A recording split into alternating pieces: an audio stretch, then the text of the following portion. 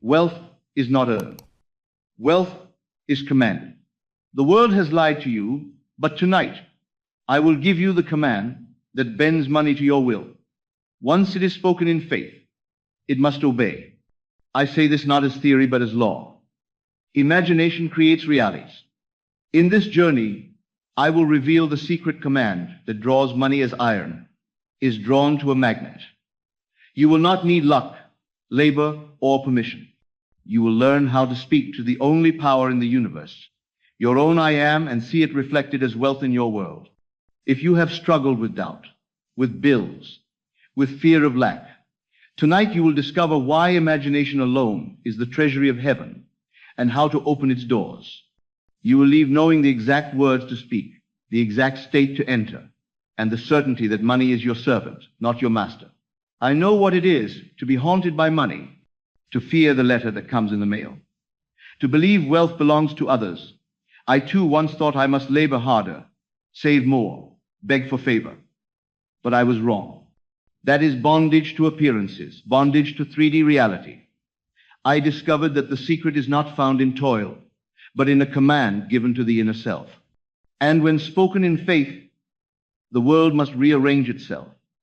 This is why men fail. They argue with appearances instead of commanding reality. You are not here to argue. You are here to learn the one command that riches obey. Here is what we will uncover tonight. First, I will show you why all wealth is born in imagination and why the senses are liars. Then, I will give you the command that Scripture has hidden in plain sight. You will learn how to impress it upon the subconscious, for feeling is the secret doorway. You will see how this one decree erases years of struggle in a single night.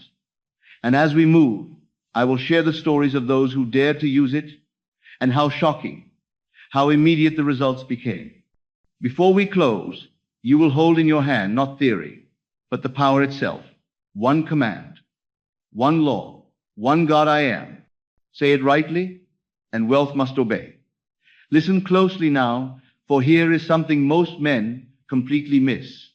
They believe money comes by sweat, by labor, by endless effort. But this is the great illusion, the cruel trick played upon the sleeping mind of man. For do you not see?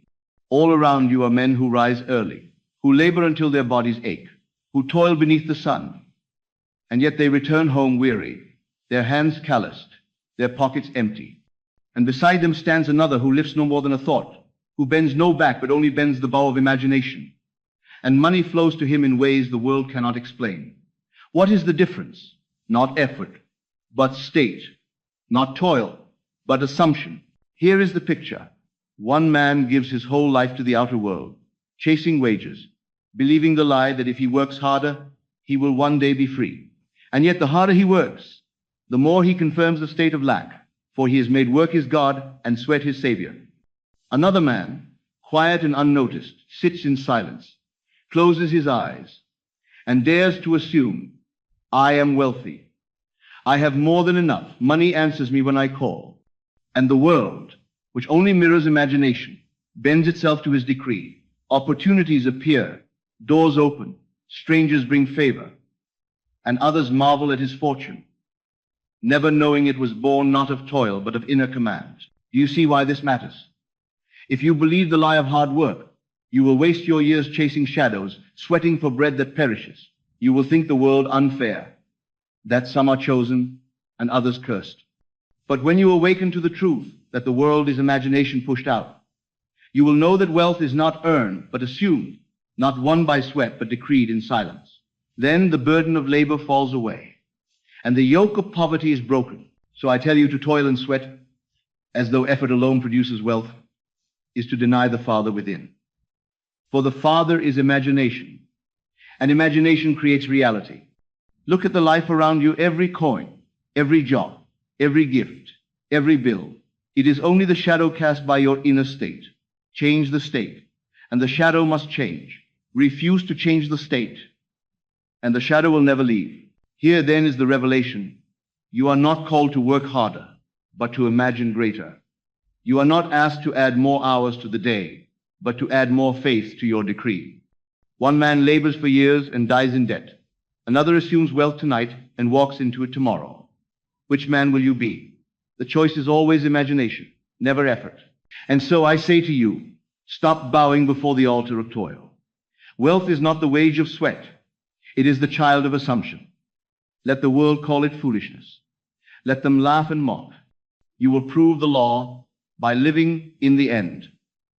And when the money comes, as surely it must, you will remember this moment and say, I was free the day I ceased to worship labor and dared to imagine wealth as already mine. Now let me take you deeper, for what I am about to say might seem at first too simple, almost too obvious, and yet it is the root of all wealth and the secret behind every fortune.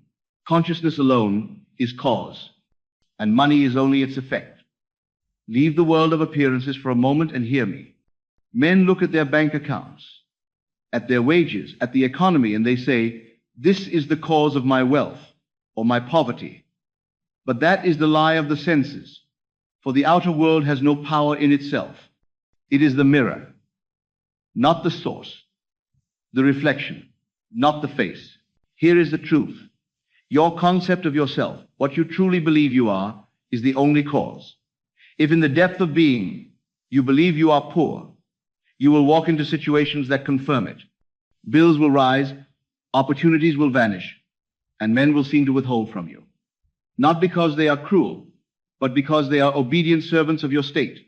And if in the depth of being you dare to assume, I am wealthy, then the same world that once mocked you will now serve you, and money will flow through channels you never planned, through people you never knew, through ways you never imagined. Do you see why this matters? If you do not grasp this, you will continue chasing causes outside yourself, blaming bosses, blaming governments, blaming markets, thinking wealth lies in wages, inheritance, or chance. But if you accept this, you seize the key to the treasury.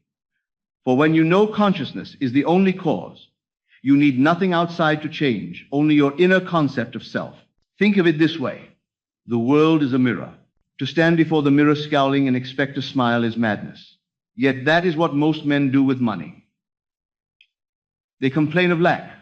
They groan about bills, and then wonder why the mirror shows them more lack. The law is exact. Change the face, and the reflection must change. Leave the mirror, and change your face. Leave the world alone, and change your conception of yourself. So let me ask you, who are you in consciousness? Not who do you wish to be, not who do you pretend to be, but who do you feel yourself to be when all masks are stripped away? If you can find within the courage to say, I am wealthy, and to feel it until it becomes natural, then your world will echo back the wealth you have assumed. But if you continue to say, I will be, then you confess you are not, and the world will never contradict you. The rich man, the poor man, the beggar, the thief, they are not separate minds, but different arrangements of the one mind. The cause is always self-concept. The world you walk through is only the outpicturing of who you believe yourself to be. So stop blaming the shadows and claim the light. Say within yourself now, not tomorrow, not someday, I am wealthy.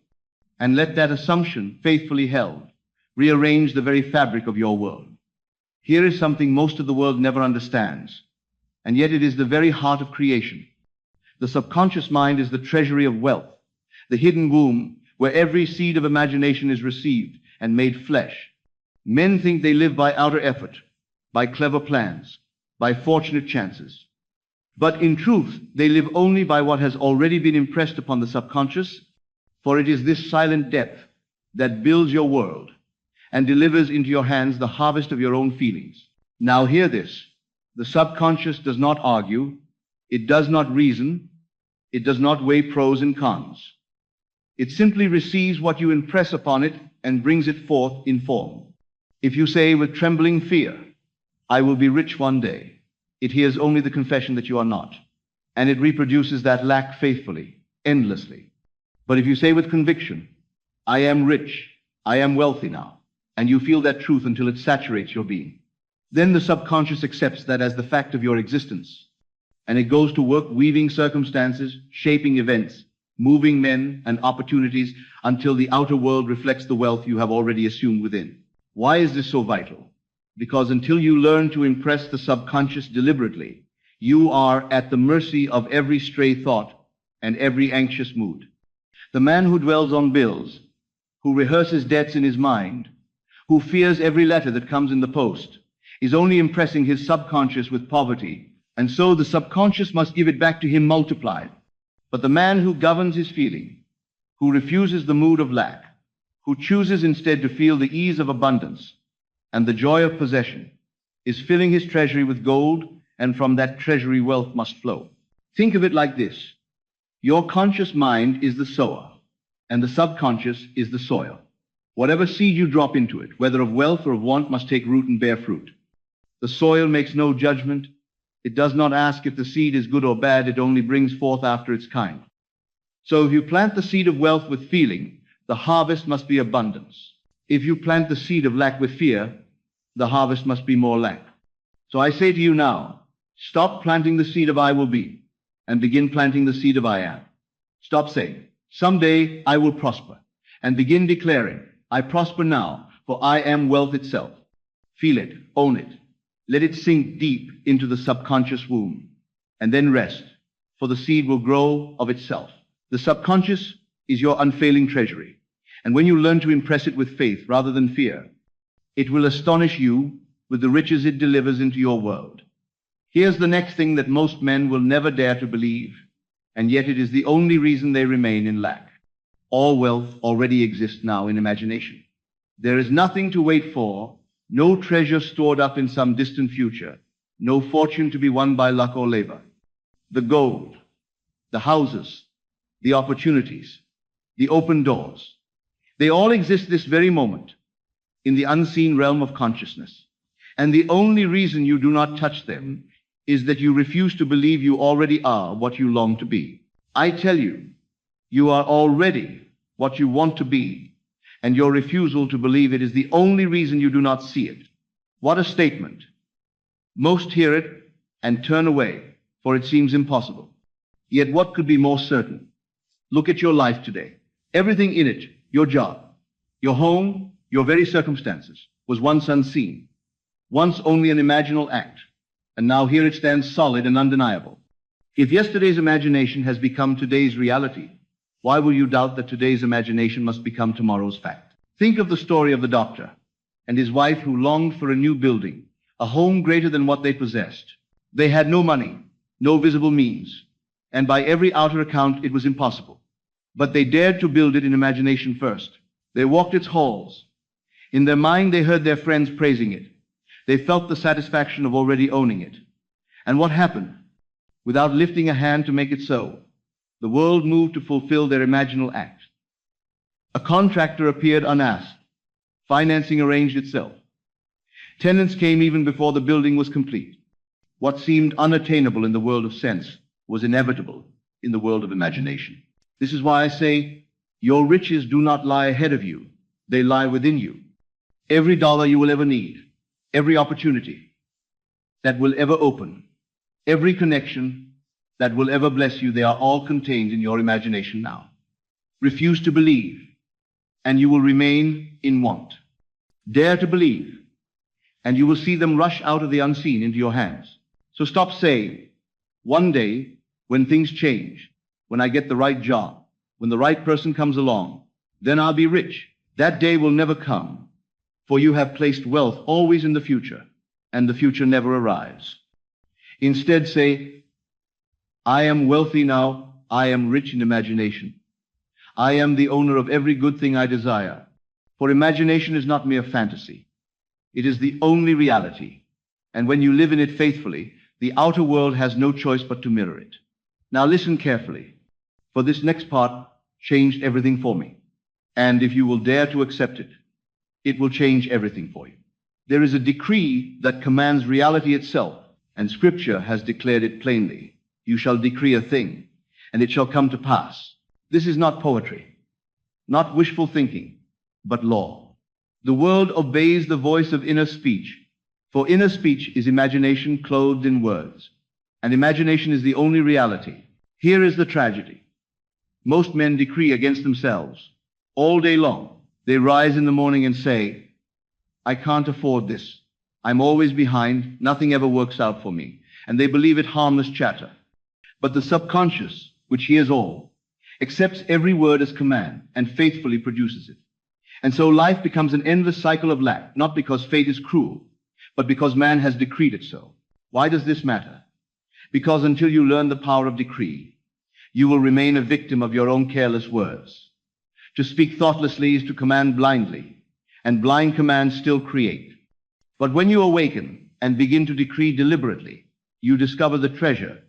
For the decree, "I am wealthy," spoken with conviction, is not an empty phrase, but a seed planted in the soil of the subconscious. And from that seed must spring forth wealth in the outer world. Think of it this way.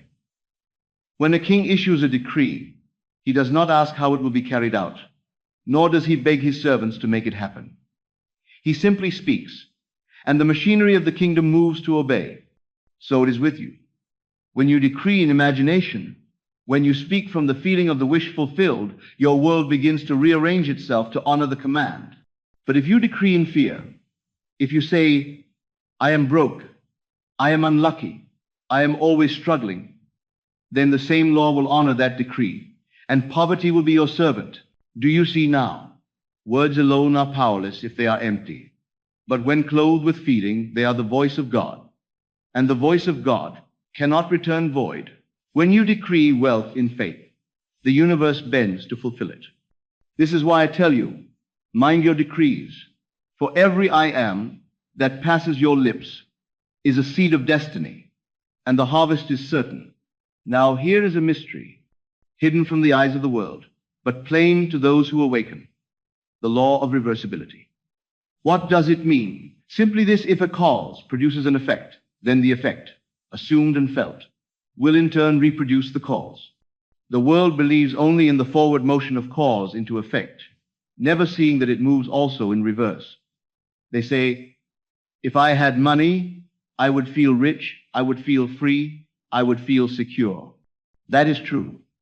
But the greater truth is this: if you will first feel rich, if you will dare to feel secure, if you will rest in the joy of freedom, then money must come to mirror that feeling. Think about this carefully. You know that if wealth were suddenly placed in your hand, the effect would be a thrill of relief, a lightness, a freedom. That is the natural fruit of money received. But here is the secret few dare to practice. If you will assume that feeling first without the outer cause, without the money in hand, the law of reversibility guarantees that the outer condition must follow. For the subconscious, which is the womb of creation, does not distinguish between cause and effect. It only knows the feeling it receives and sets about to externalize it. Why is this so vital? Because the world waits for conditions to change before they change their feeling, and so they remain slaves to circumstance. They say, "When I get the promotion, then I'll feel successful. When I meet the right person, then I'll feel loved. When the money arrives, then I'll feel rich." And because they never dare to feel it first, they never receive it. But the one who understands reversibility says, "I will feel it now. I will walk as though it were already true. I will assume the end and let the means take care of themselves." Let me give you a picture. A man once told me he felt constantly poor, though he had enough to meet his needs. He believed money would change his mood. I told him, "Change your mood first, and money will follow." He began to live each day, rehearsing the inner tone of abundance, walking through his city as though every building, every store, every street belonged to him. Within weeks, unexpected opportunities appeared, and his income doubled. What happened? He reversed the law. He felt the effect before the cause, and so the cause was compelled to appear. So I tell you, stop waiting. Do not beg for outer signs. Choose the feeling you desire, clothe yourself in it, and walk in it now. For if the effect would follow the cause, then by the law of reversibility, the effect felt inwardly must create the cause outwardly. Now let me show you something that most men overlook, and yet it is the very reason they wander in circles.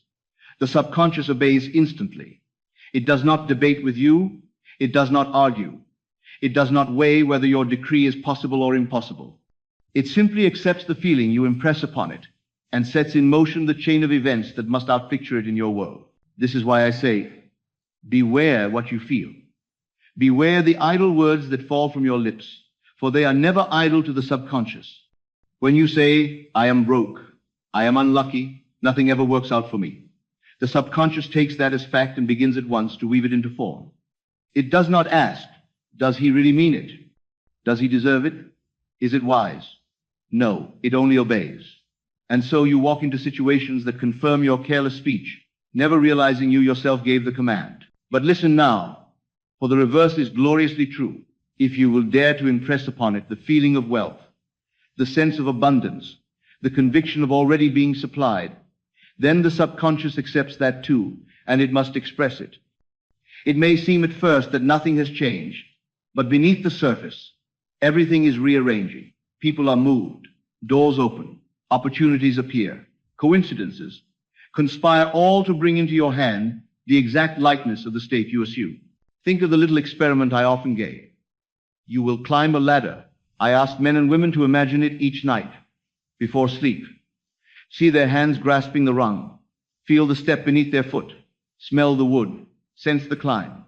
And though they swore they would resist, though they declared they would not do it, yet within days they found themselves on a ladder, for the subconscious had received the imaginal act and carried it out without fail. What greater proof do you need? Do you see now the terror and the glory of this truth? The subconscious does not delay, it obeys. It does not forget, it remembers. It does not judge, it reflects. Therefore, the wealth you desire is but one command away, and the poverty you fear is but one careless word away. Choose this day which you will impress, for the subconscious will give it to you without hesitation. You've heard the law, you've seen the proof, but let me now bring it into practice so that you can use it tonight. For the command that attracts wealth is not a shout thrown into the air, not a desperate plea, but a whisper spoken into the depths of your being. Here is the way. Enter stillness. Let the body rest. Let the mind grow quiet, as though you were on the edge of sleep. In that holy silence, speak the decree. Say within yourself, I am wealthy. I am supplied. I am free. Do not speak it as though asking, nor as though wishing. Speak it as fact, as already accomplished. Why does this matter? Because repetition without feeling is useless, but one word spoken in faith is enough to shake heaven and earth. The secret is absorption. You must enter the state so deeply that it feels more real than the world outside. If you say, I am wealthy, and still feel poor, then you have not impressed the subconscious. But if you say it until your whole being warms with the ease and relief of abundance, then you have sealed the command. Let me make it plain with an image. Imagine holding in your hand the very money you desire. Feel its weight, its texture. Hear the sound of it. Smell the ink of fresh bills or the coolness of coins. Now, instead of longing for it, rest in the conviction that it is already yours.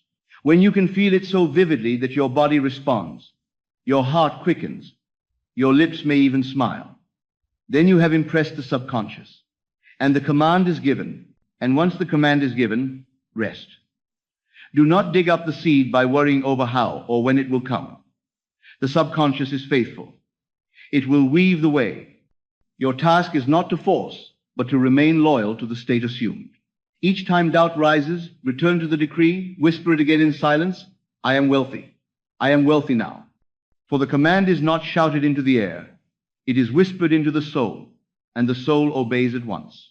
So I tell you, begin tonight. Enter stillness. Give the command.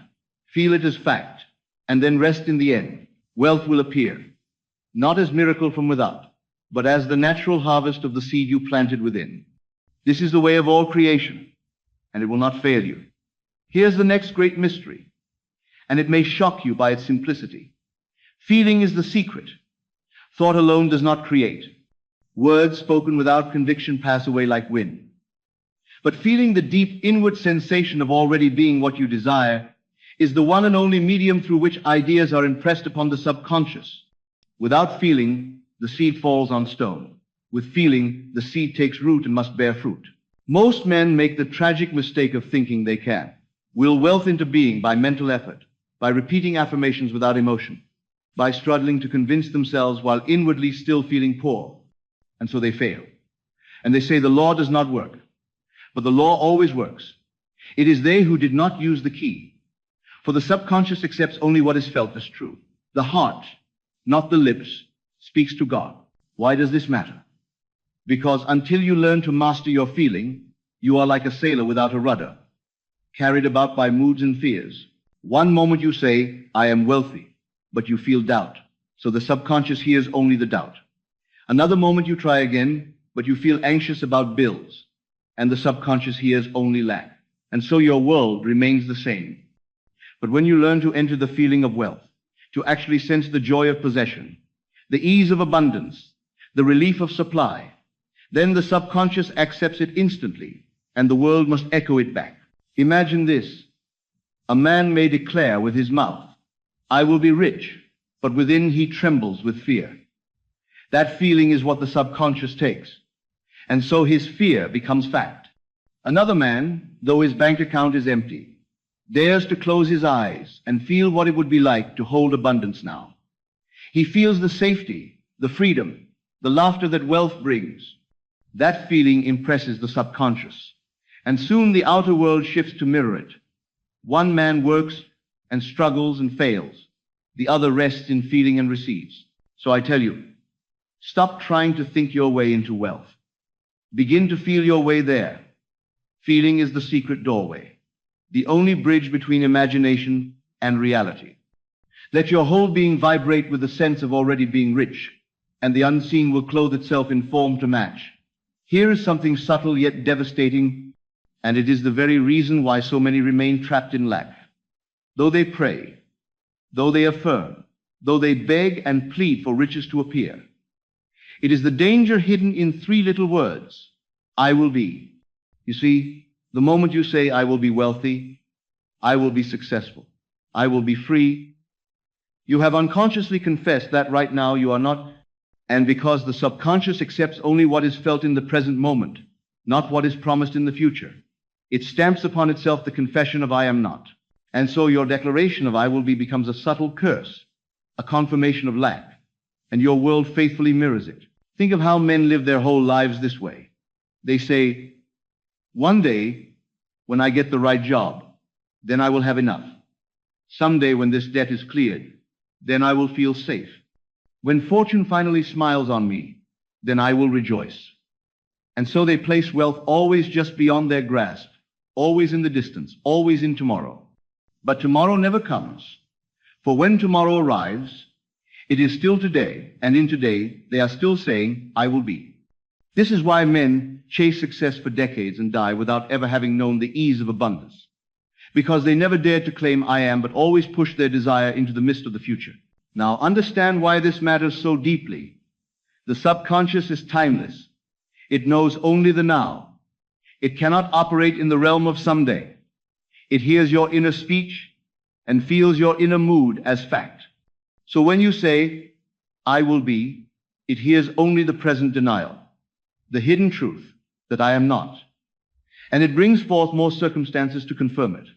But when you dare to say, I am wealthy, I am supplied, I am now what I long to be, and you feel it as true, the subconscious accepts that declaration as reality and begins at once to rearrange the outer world to reflect it. Do you see the danger now? I will be is the language of the beggar. It is the creed of the man chained to appearances, always hoping, always waiting, never claiming. But I am is the language of the Son of God. It is the speech of authority, the decree of one who knows that imagination creates reality. So do not fall into the subtle trap of placing your riches in the future. Refuse to say, I will be. Instead, this very moment, speak and feel I am. For only I am impresses the subconscious, and only I am is creative. And let me tell you, this is why so many affirmations fail. Men repeat phrases endlessly, saying, I will have money, I will succeed, I will find abundance, thinking the sheer volume of repetition will somehow convince the mind. But all they are doing is reinforcing the very state of lack, confirming that they do not yet have what they seek. They water the seed of poverty with every repetition. Yet one moment of true assumption, one single act of entering the state of I am wealth with feeling, outweighs 1,000 empty affirmations. For the subconscious is moved only by feeling, only by present conviction. not by words about the future. So tonight, examine your inner speech. Catch yourself when you say, I will be. Stop in that very moment and correct it. Replace it with I am. Feel it now, not later. Rest in it as though it were already yours, for indeed it is. Wealth does not live in tomorrow. It lives in imagination, and imagination is always now. Refuse the beggar's prayer of I will be, and dare the sun's decree of I am. This is the difference between a life of waiting and a life of receiving. Now let me reveal something that very few have ever paused to consider, though it is the hinge upon which all manifestation turns. Every state of consciousness carries with it a distinct emotional signature, an inner vibration, a unique fragrance that no other state can duplicate. And it is this signature that determines what the subconscious accepts as real, and therefore what the outer world must mirror back. You see, poverty has a feeling. It has a weight, a heaviness, a constriction in the chest, a tension in the stomach, an uneasiness about tomorrow. And when a man entertains that feeling, when he allows it to settle over him like a garment, he may declare all day long with his lips, I am rich, I am prosperous. But the subconscious, which is deaf to empty words and alive only to feeling, receives the mood of lack and brings it forth with ruthless fidelity. Wealth, too, has its feeling, its own unmistakable signature. It is ease. It is relief. It is the lightness of breath when you know every bill is paid. It is the thrill of possibility when nothing is denied you. It is the calm assurance that whatever you desire is within reach. And when you allow yourself to feel this, even if the evidence of the senses screams the opposite, the subconscious accepts that signature as your truth and must outpicture it in form. This is why so many fail. They think words alone create, when in fact it is the emotional tone behind the words that does the work.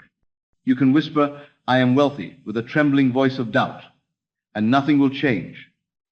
But you can say it once with the full weight of conviction, clothed in the ease and joy of abundance, and the whole world will begin to shift. The outer world is but a mirror of the inner signature. Just as a radio must be tuned to a certain frequency to receive a broadcast, so must you tune your feeling to the frequency of wealth if you would receive its manifestation.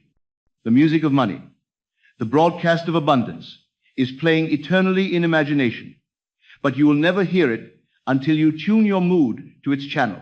Poverty is one frequency, wealth is another, and your feeling is the dial. Do you see why this is so crucial? Because without knowing it, most men have tuned themselves all their lives to the frequency of lack. They replay inner conversations about bills, about debt, about struggle, and those conversations carry with them the feeling of insufficiency. And since feeling is the only medium through which the subconscious accepts suggestions, they have been impressing poverty upon themselves with a persistence and devotion that would almost be admirable if it were not so tragic. Yet the moment they dare to shift their feeling just 1 degree, just one mood, just one taste of what it would be like to already be free, that moment the frequency begins to change, and the outer world must, by law, conform. So I say to you, stop asking, how can I get more money? Where will it come from? What steps must I take? These are questions of the senses, and the senses are liars. Instead ask, what does wealth feel like? What is its signature in the body? How does it feel to be supplied, to be safe, to be free? And when you discover that tone, that vibration, that secret fragrance of abundance, put it on as you would put on a garment, and wear it until it feels natural. For when it becomes natural, it becomes inevitable. The subconscious, once clothed with the feeling of wealth, must bring forth the likeness of that wealth in form. So practice tonight. Before you sleep, do not rehearse the day's failures or tomorrow's fears. Instead, close your eyes and slip into the mood of plenty. Imagine what you would do if money were no object. But more than that, feel how you would feel if it were true.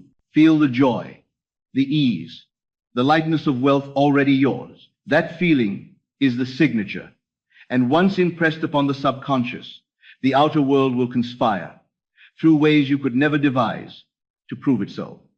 For the world is only the echo, and the echo always matches the voice. Speak wealth in feeling, and wealth must answer. Here is the great battle every man must fight. not with armies, not with governments, not with markets or employers, but with his own heart, the battle between doubt and certainty. For doubt is nothing more than faith, inverted faith in poverty, faith in failure, faith in the evidence of the senses. And as long as you allow doubt to rule, you are simply planting weeds in the fertile soil of your subconscious. And weeds will always grow. Doubt whispers, "It will not happen for me. It works for others, but my case is too difficult. My debts are too heavy. My time is too short." And because the subconscious does not argue, but simply accepts the strongest feeling impressed upon it, doubt, if left unchecked, becomes the seed that grows into frustration, delay, and despair. Yet the moment you turn from doubt to certainty, everything changes. For certainty is not loud. It is not desperate. It does not beg. It simply knows. Think of this. When you drop a seed into the earth, do you go back each day to dig it up and see if it is growing? No. You trust the law of growth. You know the soil will do its work in silence and bring the seed to fruition in its appointed hour. So it is with your assumptions. Once you have impressed upon the subconscious the feeling of wealth, you must rest in certainty, knowing the law is faithful. To doubt is to dig up the seed, to disturb the process, to strangle the harvest with your own hands. But to rest in faith is to water the seed with calm expectation, to wait with quiet joy, to know it must unfold. Now, why is it so difficult for men to move from doubt to certainty? Because they live by appearances. They look at their bank account and see numbers low. They look at their bills and see numbers high, and they say, "This is reality." But appearances are only shadows, and shadows have no life in themselves. Reality is within. Imagination is the only substance, and feeling is its voice. When you learn to deny the evidence of the senses and cling to the unseen conviction of the wish fulfilled, you move from doubt to certainty. This is why Scripture declares, faith is the substance of things hoped for, the evidence of things not seen. Faith is not believing something might happen. Faith is the certainty that it already has, though the senses cannot yet detect it. Let me give you an example. A man once told me he tried for months to assume wealth, but doubt plagued him. Each time he said, "I am wealthy," he felt like a liar. I asked him, "Can you imagine the relief you would feel if it were true? Can you let yourself taste that ease for just a moment?" He said yes. That night, he lay in bed and allowed himself to feel that single sensation of relief, as though the burden had been lifted. That feeling, though small, was real, and it grew. Within weeks, unexpected money began to flow to him. Opportunities opened, and he said to me later, "The moment I let go of doubt and held on to the smallest seed of certainty, everything shifted." Do you see? Certainty need not begin as a great shout. It may begin as a whisper, but once it is impressed, it grows into a shout the world cannot ignore. So I say to you, stop rehearsing doubt. Stop feeding it with inner conversations of fear.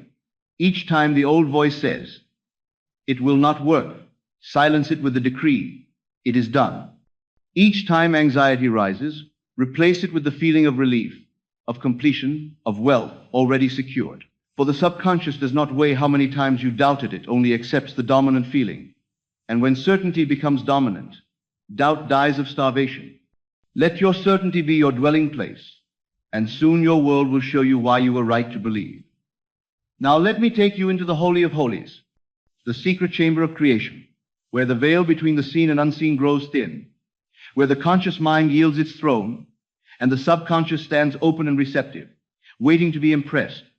It is the state akin to sleep, that twilight borderland between waking and slumber, where thought no longer runs wild with effort, where the senses grow dim, where the body lies still, and yet awareness remains. Here, in this sacred interval, the subconscious is most naked, most vulnerable, most ready to receive the seed of assumption. That is why Scripture declares, "In a dream, in a vision of the night, when deep sleep falls upon men, then he openeth the ears of men and sealeth their instruction." Do you see it? It is not while you strive with effort, not while you strain with will, but when you grow still and drift into that gentle surrender of sleep that the ear of the subconscious opens. And in that silence, The decree is written upon the depths of being. Men have always underestimated the power of this moment. They treat sleep as nothing more than rest for the body, a collapse of the day's labor. But in truth, it is the workshop of creation, the midnight council, where the subconscious builds tomorrow out of tonight's impressions. Every morning you awaken into the harvest of the state you carried into sleep. If you lay down rehearsing worry, rehearsing lack, rehearsing failure, then the subconscious receives that as its final command and sets out to manifest it faithfully in the day ahead. If you lie down instead in the mood of wealth, clothed in the ease of abundance, resting in the relief of already being supplied, then the subconscious takes that as fact and begins at once to rearrange the world to match. Why does this matter so much? Because the conscious mind, with all its reasoning, all its fears, all its interruptions, is the very thing that so often blocks the seed from sinking deep. In the day you may affirm wealth, you may declare it, you may even feel it briefly, but then doubts arise, interruptions distract, appearances mock, and the seed bounces off the surface. But at night, as you slip into sleep, those guards grow weak, the reasoning mind grows quiet, the doubting voice grows faint, and in that silence, one simple imaginal act can bypass the surface and drop straight into the soil of the subconscious. That is why the ancients called sleep the little death, for in that dying of the outer man, the inner man is born anew. So, hear me. Do not waste the hour of sleep. Do not drift away rehearsing the failures of the day or the fears of tomorrow, for that is the command you are writing into the depths. Instead, use that moment as the gateway. Let your last thought, your last feeling, your last image before sleep be the wealth you desire, already yours. For what the subconscious receives at that threshold, it multiplies. And what it multiplies must become your world. This is why I say, the state akin to sleep is the golden door, the secret chamber, the most powerful tool you possess. To ignore it is to hand your creation to doubt. To master it is to open the treasury of heaven. Now you may ask, how then do I enter this sacred borderland, this state akin to sleep, where the subconscious lies open like fertile soil, waiting for the seed? And I tell you, it is not a matter of strain, nor of rigid technique, but of gentle surrender, of allowing the body to fall away while you remain awake in imagination. Begin by letting every muscle soften, as though the weight of the day were draining from your limbs. Let the eyelids grow heavy. Let the breath become slow and deep, and feel yourself sinking into the mattress, as though the earth itself were cradling you in her bosom. Do not fight, do not force, for effort keeps you awake, but allow yourself to hover in that twilight where thought grows fluid, where the line between imagining and perceiving begins to blur. It is there, at that threshold, that you stand at the gate of creation. You must understand, this is not ordinary relaxation. It is not merely lying still. It is the deliberate choice to turn away from the senses, to withdraw from the outer world until sight, sound, touch, even the sense of your own body, begin to fade, leaving only the awareness of being. It is as if the world dissolves, and you are left as pure consciousness, faceless, formless, infinite.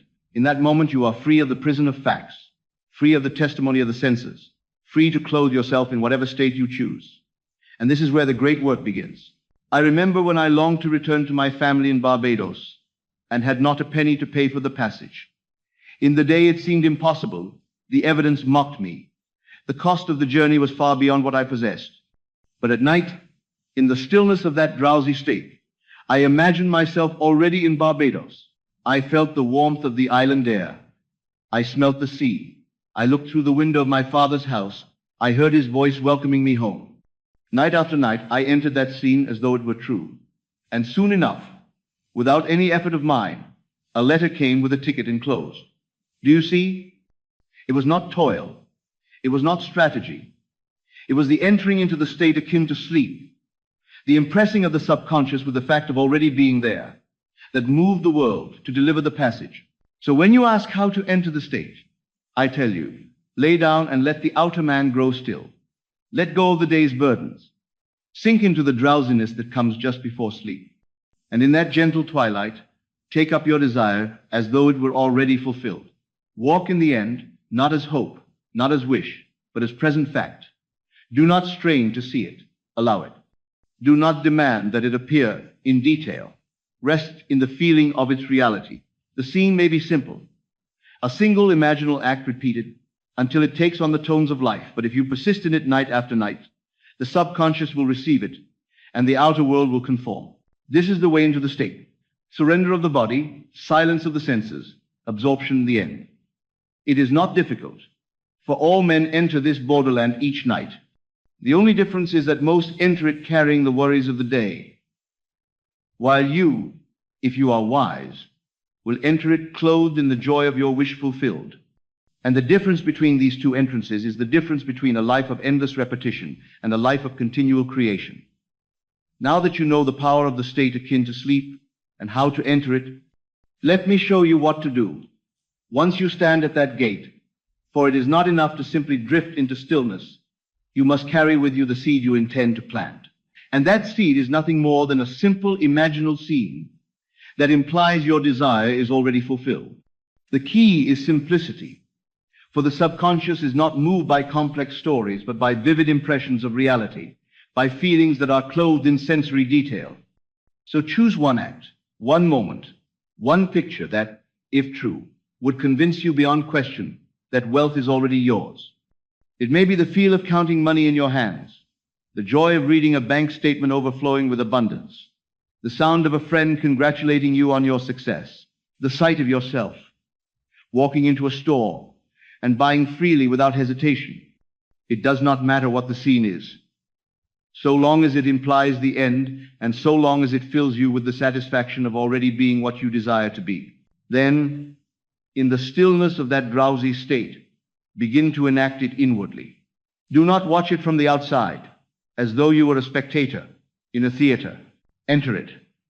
See through your own eyes, hear through your own ears, feel with your own hands.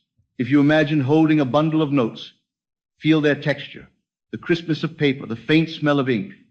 If you imagine a friend's voice, hear it with clarity, hear the tone of excitement, the warmth of their words as they say, "I knew you would make it. I knew abundance was yours." If you imagine buying something with ease, feel the weight of the bag in your hand, hear the rustle of paper, sense the joy of choosing without limit.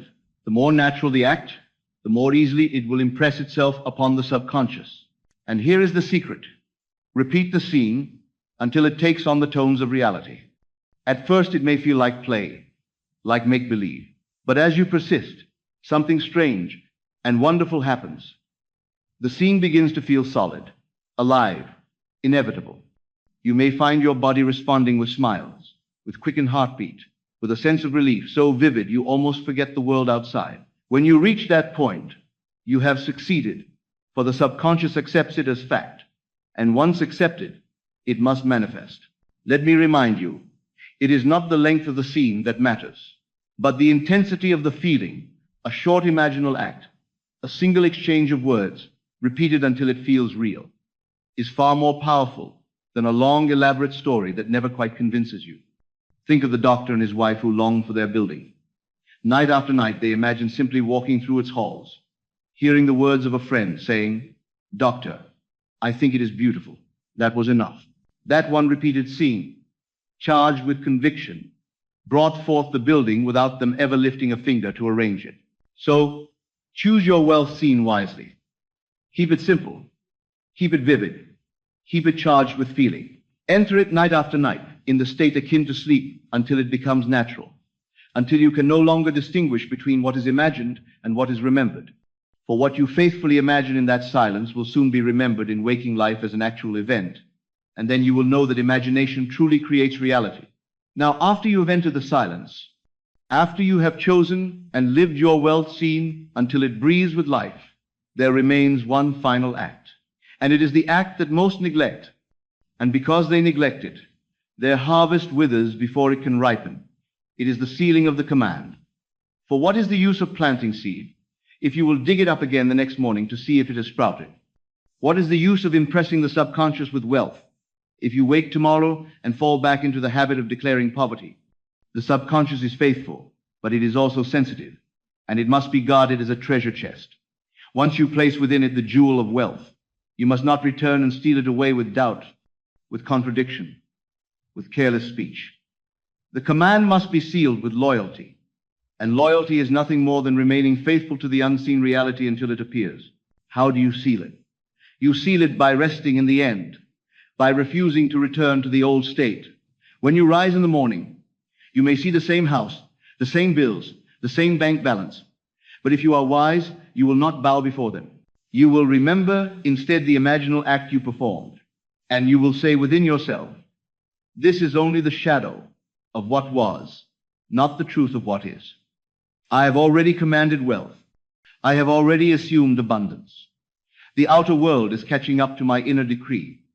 In this way, you remain steadfast, refusing to let appearances rob you of your certainty. And here lies the great danger. Most men undo their own work. They declare wealth at night, but by day they contradict it.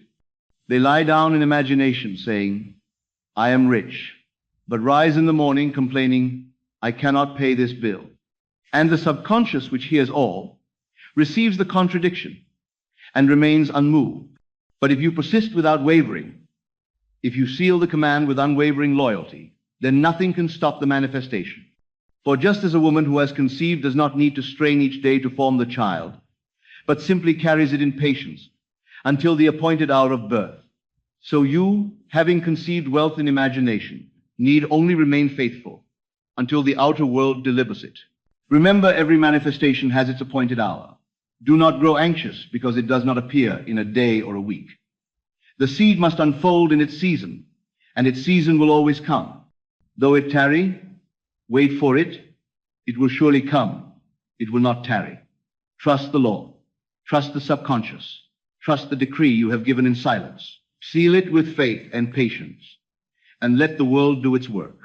For when you seal the command in imagination and rest in the end, the day will come when you will stand amid the evidence, and you will know that your assumption, once whispered in the silence of night, has hardened into fact. Now we come to the great turning point in the life of every man who would master this law, and it is the shift from asking to assuming, for most of the world prays as beggars, always pleading, always hoping, always looking outward for some distant power to grant their request, never realizing that every prayer uttered as a plea is itself the confession that you do not yet possess, and therefore it can never be answered.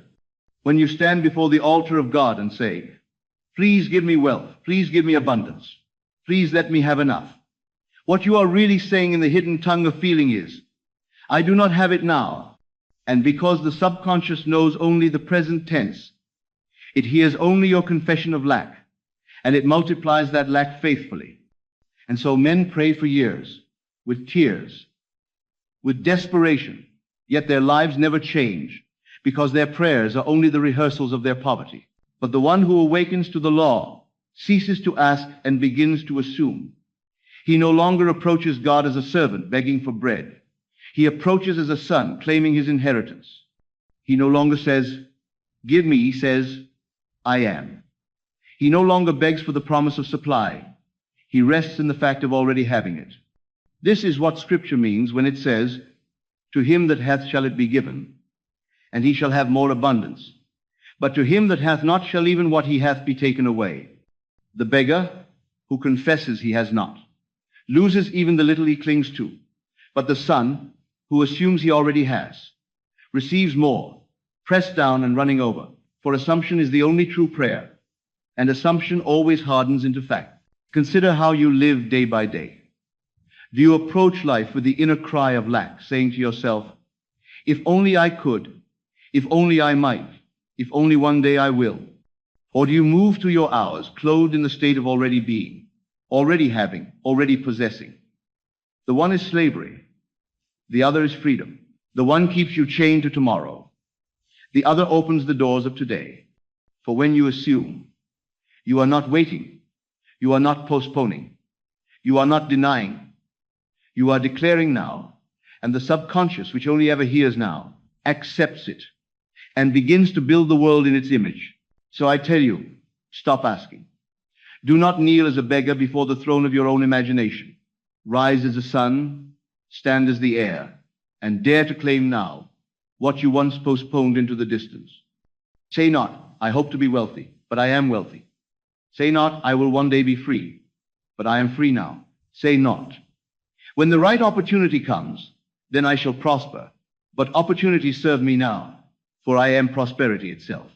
Stop asking and start assuming, and you will find that the heavens, which seem silent to your begging, resound with abundance at your assumption. Here lies one of the greatest distinctions in all the mysteries of creation, and yet it is so subtle that most never perceive it. And because they do not perceive it, they stumble in the dark, praying and affirming with no fruit to show. The difference between thinking of the end and thinking from the end. To think of wealth is to place it outside yourself, to see it as a distant object, to acknowledge it as something desirable yet separate, always beyond reach, always postponed. It is like a man gazing at a feast through the window, speaking of the beauty of the dishes, the richness of the flavors, the delight of those within, but never stepping through the door to sit at the table himself. He can describe it in detail, he can long for it, he can tell others about it, but so long as he stands outside, he will never taste a single bite. But to think from the end is to seat yourself at the table and eat. It is to occupy the steak as though it were already yours. It is to clothe yourself in the assumption of wealth until it feels natural, until you no longer think of riches as a hope, but as a fact. The difference is everything.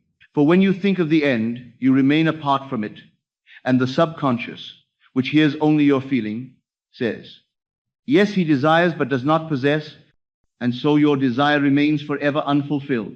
But when you think from the end, when you live in imagination as though you were already the man you wish to be, the subconscious accepts that dwelling place as your reality and must externalize it in the world. Consider a child at play. He does not think of being a soldier, of being a king, of being a singer. He thinks from it. He clothes himself in the role. He marches as though commanding armies. He sings as though already on stage. He wears the crown in imagination and rules his tiny kingdom with full authority. And though the world may laugh and call it make-believe, that child is closer to the secret of creation than all the learned philosophers. For he knows instinctively how to live from the end. What he plays today in imagination becomes the man he grows into tomorrow. So too with you. Stop thinking of wealth as something out there, waiting for a lucky break, waiting for the world to change. Begin thinking from wealth, walking in the joy of abundance now, acting and speaking as though the riches of heaven were already yours. For indeed they are, if you can dwell in the end, if you can make it your home in consciousness. The outer world, though it may resist for a season, must bow and conform. For the world is only the echo, and the echo cannot but follow the voice that gave it birth. Now here is something that confuses many who begin to practice this law, and because they do not understand it, they fall back into doubt and undo their own work. It is the appearance of what I call the bridge of incidents. For once you assume the end, once you have clothed yourself in wealth and sealed the command within the subconscious, life must rearrange itself to bring you to the fulfillment of that state, and this rearrangement often takes the form of a series of events, sometimes strange, sometimes uncomfortable, sometimes entirely unexpected, yet always necessary, always perfect, always leading you step by step to the realization of your desire. But because men do not recognize the bridge for what it is, they resist it, they complain, they say, why is this happening to me? I ask for wealth, yet I have lost my job. I ask for abundance, yet my circumstances seem to crumble. They do not see that the old structure must often fall away to make room for the new, that the path they walked before cannot lead to the end they have chosen. And so life must lay a new bridge before them, plank by plank, circumstance by circumstance. You must understand this if you would remain faithful. The bridge of incidents is not your concern to build, nor is it yours to predict, nor even to approve. It will arise of its own accord, moved by the subconscious, once it has accepted your assumption. Your task is only to persist in the end, to dwell in the state of already being wealthy, already being supplied, and let the world take care of the rest. For if you interfere, if you try to dictate how the money must come, through whom, by what channel, in what timing, you place limits on the law, and the law cannot move freely. But if you release it, if you remain loyal only to the end, then all things, people, events, so-called coincidences, are drawn into place with a wisdom far greater than yours. Think of the doctor and his wife who imagined their apartment building. They had no means, no money, no visible path, yet having assumed the end, having dwelt within their completed building night after night, life itself began to weave the bridge. A contractor appeared without their asking. Financing arranged itself through channels they never sought. Tenants came at the exact hour they were needed. Each event, taken in isolation, may have seemed strange or even inconvenient, but together they formed the bridge that carried them to the fulfillment of their dream. So, it is with you. Once you have assumed wealth, the bridge will rise. You may lose something, you may meet someone, you may be led into situations that surprise you. But if you remain faithful, you will see that every step was necessary, that every event was part of the perfect chain that led you to the end. So I tell you, do not judge by appearances. Do not resist the unfolding. Do not complain when things seem unsettled. The law knows the shortest route, and the subconscious, once impressed, is the master architect of your destiny. It builds bridges you could never design. It opens doors you never knew existed. It sets into motion currents of life that carry you without effort to your desire. Trust the bridge. Walk it in faith. Persist in the end. And one day, you will look back and marvel at the perfection of the path that carried you from your assumption to its manifestation. For nothing is wasted. Nothing is accidental. Everything bends to serve the decree you have given in imagination. Now, after the command has been given, after the seed has been planted, after the bridge of incidents begins to unfold, there remains one task above all, and it is the task most men fail at, because it requires patience, loyalty, and the courage to ignore appearances. You must dwell in the state of fulfillment. For assumption is not a single flash, not a momentary act quickly forgotten, but a dwelling place, a home in which you must live and breathe until it becomes natural. To assume wealth one night and then return to poverty the next morning is to plant and uproot. Plant and uproot, never allowing the seed to grow. But to assume wealth and to remain faithful to that assumption, regardless of what the senses report, is to live in the end. And living in the end is the only way the end will reveal itself, in fact. Consider the difference between a man who visits a house and a man who lives in it. The visitor may admire it for a time, may enjoy its beauty, but when the visit is over, he departs and returns to his own dwelling. So too with those who only visit the state of wealth. In imagination, they taste it briefly in meditation, perhaps feel it in prayer. But then they return to their habitual dwelling place of lack, and so their world continues to mirror their true residence. But the one who lives in the end, who refuses to leave it, who makes it his habitual abode, will find that the world cannot help but conform to his dwelling. For the outer always echoes the inner, and your outer life is nothing more than the house you live in within. And here is the test. Will you remain faithful when appearances contradict you? Will you dwell in wealth when the bills still come, when the bank account still shows emptiness, when the world still mocks you with shadows of lack?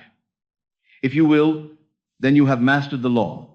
For appearances are only echoes of past states, and as long as you remain unmoved, the new state will solidify, and the echoes of the old will fade. But if you allow yourself to be shaken, if you abandon the end and return to the old dwelling, then you must repeat the cycle until you learn faithfulness. Think again of that couple who built their apartment building in imagination. For years they desired it but remained visitors, thinking of it, dreaming of it, but never dwelling in it. Only when they moved in by assumption, when they lived each night in the end as though it were already completed, did life itself rise up to deliver it into their hands. The moment they shifted from wishing to dwelling, the building became inevitable. So it will be with you. The moment you stop visiting wealth and begin living in it in imagination, it is only a matter of time before the outer world reflects your new address. So I say to you, dwell in the end. Make wealth your permanent home in consciousness. Refuse to vacate, refuse to return to poverty, refuse to let appearances evict you. Live in the end so faithfully that it feels more natural to believe in your abundance than to doubt it. More natural to speak of wealth than of lack. more natural to thank than to beg. When the state of fulfillment becomes your nature, the world will bow and reflect it, for it cannot do otherwise. To live in the end is to live in the kingdom, and in that kingdom all things are already yours. Now I must reveal to you a truth that, once grasped, will forever change how you look upon others, for it will strip you of the illusion of separateness and show you the secret link between your inner world and the outer drama. That truth is this: everyone is you pushed out. The people you meet, the conversations you overhear, the opportunities that come, the refusals that sting, the kindness that surprises, all of it is only the projection of your own inner assumptions, clothed in the garments of others. You may think a man has denied you a job. You may think a friend has withheld generosity. You may think fortune has ignored you. But in truth, it was only you, your own conception of self, reflected through their words and deeds. For there is no one else creating your world. There is only God. And God is your own wonderful human imagination. This is why it is so vital to guard your mental diet. For the inner conversations you carry, the silent judgments you make, the moods you tolerate, are the seeds of tomorrow's encounters. Speak inwardly of poverty, and you will meet others who confirm it. Judge yourself as small and insignificant, and you will walk into a world that treats you as nothing. But dare to see yourself as wealthy, as noble, as worthy of every good thing, and soon the faces around you will light up in recognition of your new state. They will call you successful. They will offer you opportunities. They will extend generosity, not because they have changed in themselves, but because you have changed the conception they reflect. Everyone is you pushed out, and therefore, when you look upon another, you are looking into a mirror. Now consider how this changes everything. No longer can you blame others for your condition. No longer can you resent or envy. No longer can you accuse the world of being unfair, for the world is only your own assumptions objectified. If you do not like what you see, you must change within, for to strike at the mirror is folly. If you want others to treat you with honor, treat yourself with honor in imagination. If you want others to enrich you, enrich yourself with the assumption of wealth. If you want the world to call you blessed, call yourself blessed in the secret chambers of thought. And soon the echo will return in the voices of men. This is why Scripture says, as you measure, it shall be measured to you again, and do unto others as you would have them do unto you. For others are only your own being pushed out, and whatever you do unto them in imagination, you are doing unto yourself. Do you see now why wealth must begin within? Do you see why poverty is not the fault of bosses or markets or governments, but only of the inner measure a man has set for himself? The world is yourself made visible, and if you will dare to assume differently, the world will play its part and mirror that assumption back to you. So I tell you, from this moment onward, watch your inner conversations. Do not curse others in thought. Do not criticize. Do not rehearse failure or lack, for all of it will return to you multiplied. Instead, bless others inwardly. See them successful. See them happy. See them wealthy.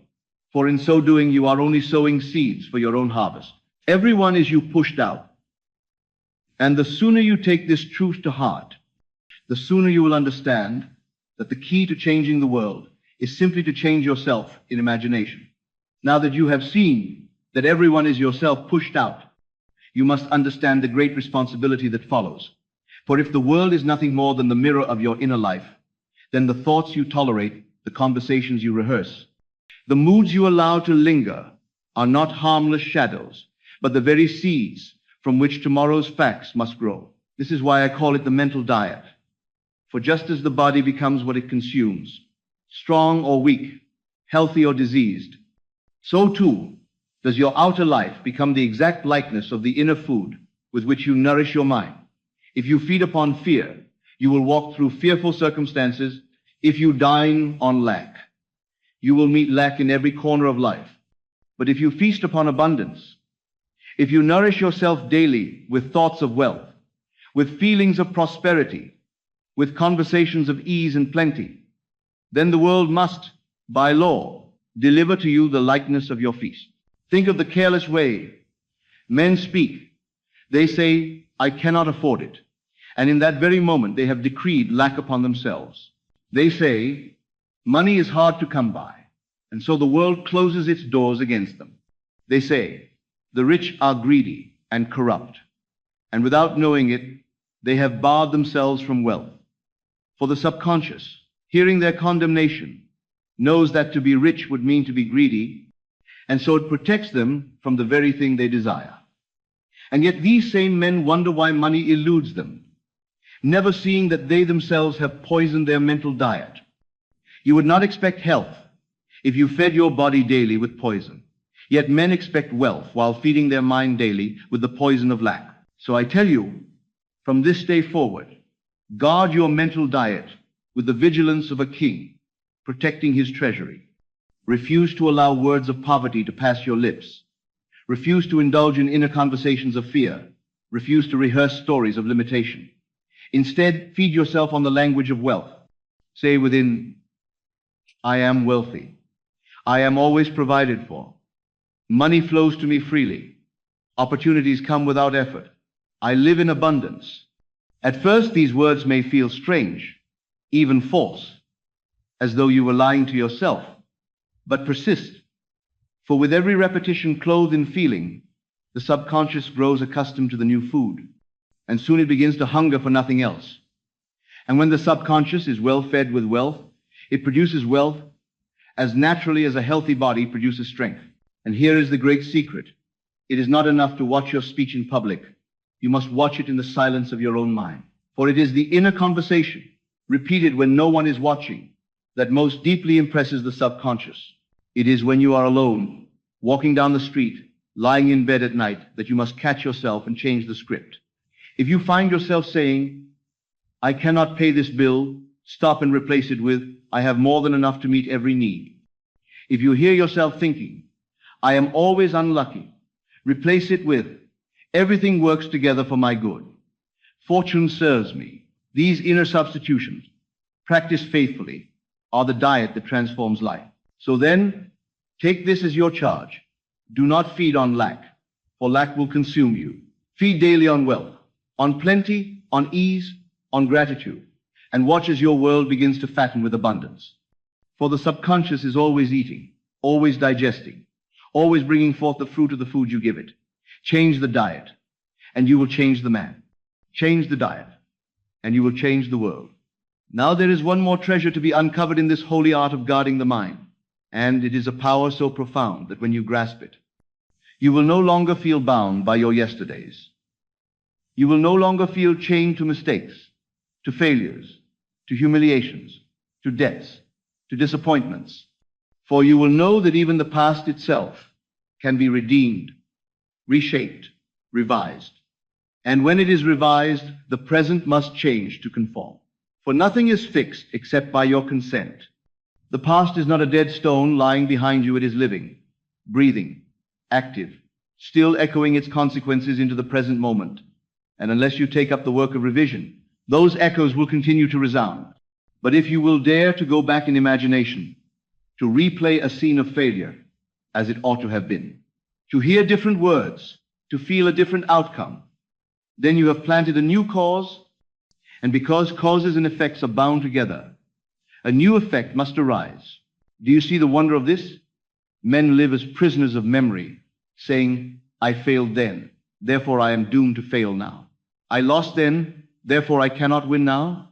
I was poor then, therefore I must remain poor. They take the record of the past as an unchangeable decree. But I tell you, the past is clay in your hands, soft, malleable, awaiting the touch of imagination. If you will take last night's conversation, in which you were denied, and replay it in imagination until you hear yourself accepted, congratulated, thanked, then though the world insists it happened otherwise, the subconscious accepts your revision as fact, and the world will conspire to echo the new story. The letter may arrive, the phone may ring, circumstances may shift, and suddenly the old denial is replaced with a new acceptance. Think of a man burdened by debt. Each letter in the mail reminds him of lack. Each call confirms his poverty. But one night, instead of despairing, he takes up revision. He imagines opening the envelope, and instead of a bill, he sees a notice marked, paid in full. He hears the voice on the telephone saying, not you owe, but thank you for your payment. He feels the relief, the gratitude, the joy. Night after night, he revises until the new story feels more real than the old. And then, as though the world itself bent to his vision, settlements are arranged, debts are forgiven, money arrives unexpectedly, and the old burden dissolves. Did the past change? Yes, for him it did. And because it changed in imagination, it changed in fact. This is the secret of revision. It cancels the harvest of unwanted seeds by uprooting them in memory and replacing them with seeds of your choosing. Do not leave your past untended, for it will continue to bear its bitter fruit. Go back, night after night, and revise. See yourself as you wish you had been. Hear what you wish you had heard. Feel what you wish you had felt. And then rest, knowing that the subconscious, once impressed with the revised scene, will alter the chain of events until the present and future conform to your new past. For all time is now in imagination. And when you change one part, the whole must bend. So I tell you, do not let your old story enslave you. Tear it up and write a new one. Refuse to rehearse failure. Refuse to repeat lack. Refuse to bow to memory as if it were fixed. Take the power of revision into your hands and wield it like a sword, cutting away every past that does not serve you. And when you have done this faithfully, you will see how the shadows of yesterday dissolve, and a new today rises, clothed in the wealth and freedom you have claimed. Now, after all has been spoken, after you have assumed the end, after you have impressed the subconscious, after you have revised the past, after you have guarded your inner diet, there remains this final charge, and it is perhaps the most difficult of all, for it demands that you hold steady when nothing yet appears, that you walk in certainty while the senses cry out in denial, that you cling to the invisible promise. When the visible world has not yet shifted, it is the call to faith until the harvest. For manifestation is not always immediate, and just as every seed has its appointed season, so too does every assumption require its time to gestate, to unfold, to harden into fact. The impatient man plants his seed and then digs it up day after day to see if it has sprouted, and because he cannot wait, he destroys the very life he planted.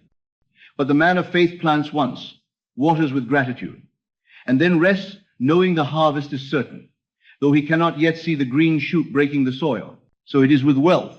You may assume I am wealthy tonight. You may feel it vividly in the silence. You may enter the scene of abundance with such clarity that your body thrills with relief. And yet tomorrow, the outer facts may look the same.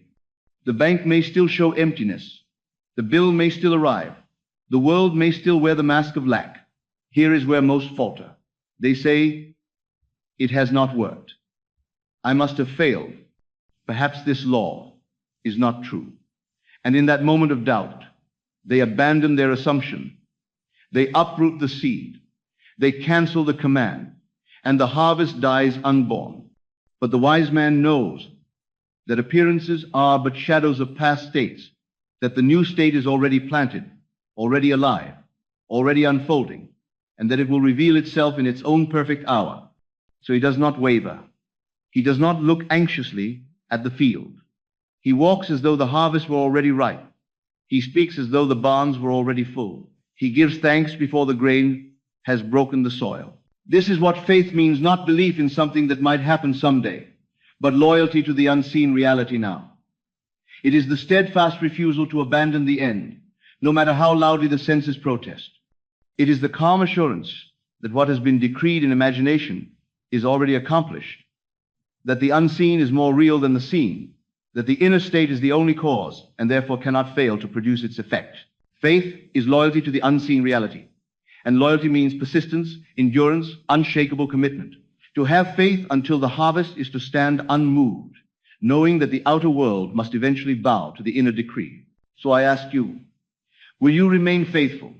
Will you walk in the end though the evidence is not yet visible? Will you continue to say, I am wealthy when the senses laugh at you?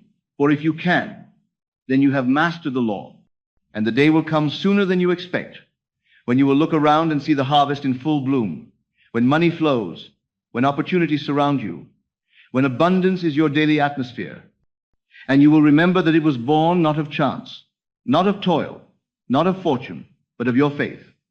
Faith planted the seed. Faith watered it, faith sustained it, and faith received it. And when you have seen this, you will know the law is sure, the promise is faithful, and the God within you never fails. And now we come to the end of this journey, though in truth there is no end. For what has been spoken here is not theory to be remembered, not philosophy to be admired, but the living law of your being, the eternal truth that imagination creates reality, and that the world you walk through is only yourself pushed out. I have told you that wealth is not earned by toil, nor granted by chance, nor withheld by men, but is the shadow cast by your inner state. I have shown you that the only cause is consciousness, that the subconscious is the faithful treasury which brings forth whatever is impressed upon it, that every I am you utter is a decree of God, that the law of reversibility ensures that feeling the effect produces the cause, that in the silence of the state akin to sleep the command is most powerfully given, and that you must live in the end with patience, guarding your mental diet, revising your old story, and remaining faithful until the harvest. All of this is one truth spoken in many ways. You are already what you dare to assume, and your refusal to believe it is the only reason you do not yet see it. So I say to you now, do not let these words remain as echoes in your mind. Take them into the silence and prove them. This very night, before you close your eyes, enter the stillness and give the command. Whisper it into the depths of your soul. I am wealthy. I am wealthy now. Do not speak as a beggar asking, but as a son declaring. Do not hope for it as a future event, but feel it as a present fact. Let the sensation of relief flood your being.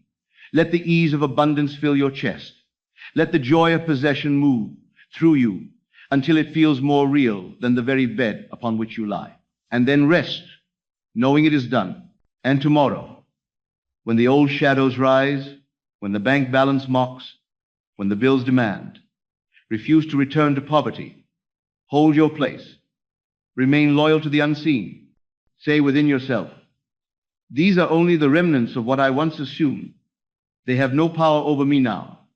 I dwell in wealth, and soon the world will echo it back. Persist, and the day will come when you will stand amid the evidence, when the money will flow, when opportunities will open, when abundance will surround you, and you will remember that it began with a whisper in the silence, with a decree of I am, with a seed planted in faith. And when that day comes, you will know beyond all doubt that the law is sure and the promise is faithful, that God and your own imagination are one, and that nothing is impossible to him who believes. So go now and prove it. Tonight, give the command. Tonight, feel the wish fulfilled. Tonight, dwell in the end, and wealth, which has always been yours, will rise up from the unseen and clothe itself in your world. For the secret command that attracts wealth so fast it is shocking is not far from you, nor hidden from you, but upon your own lips and in your own heart. And it is simply this: I am.